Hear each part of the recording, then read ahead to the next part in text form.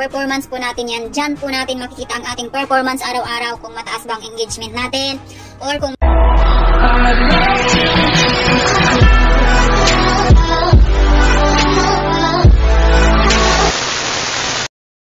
ang topic for today's video guys is about sa namumulang dashboard. Ayan, nirereglaan yung mga dashboard.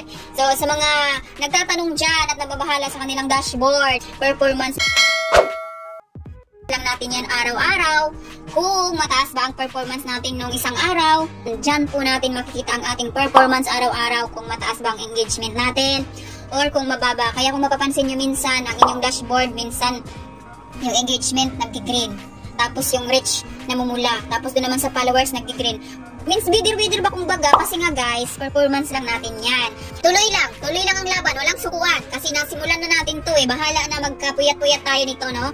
Kahit nga yung iba dyan ng mga malalaking content creator, namumula pa rin yung mga dashboard nila. Milyon-milyon na yung kanilang engagement pero namumula pa din. Kasi nga po, performance lang po natin yan sa kada araw natin. So kung masipag po talaga kayo, kung hindi po talaga kayo napapagod at wala kayong kasawaan, hala sige araw-araw ka, sige kahit mapudpud na yung kamay mo, kukumo, sige magpa-engage ka, magsipag ka.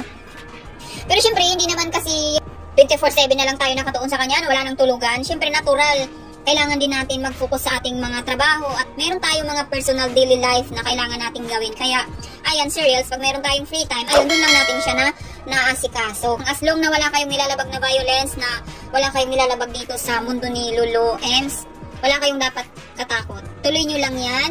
More on upload lang kayo. Huwag puro Reels ang ina-upload ninyo. Mag-upload din kayo ng mga long form video.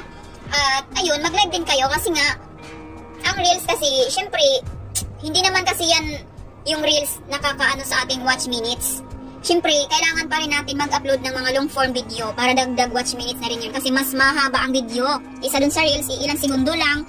Ang iba nga, ilang ano lang eh. Minsan nga, 3 seconds lang tapos na.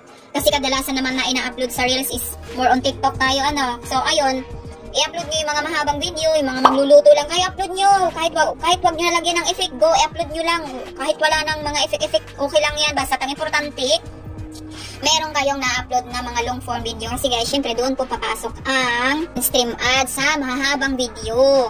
Isa doon sa mga Reels, ayun, ads on Reels lang po talaga ang papasok. So, maiksi lang po ang ads na papasok doon. Compare doon sa in-stream ads, mahaba. So, doon po talaga kayo kikita ng medyo malaki-laki. Kasi syempre, mahaba ang video doon eh. So, ayun lang guys. Bago ka pa lang po sa channel ko, don't forget to subscribe and hit the notification bell para ma-update ka po sa aking susunod na mga video again.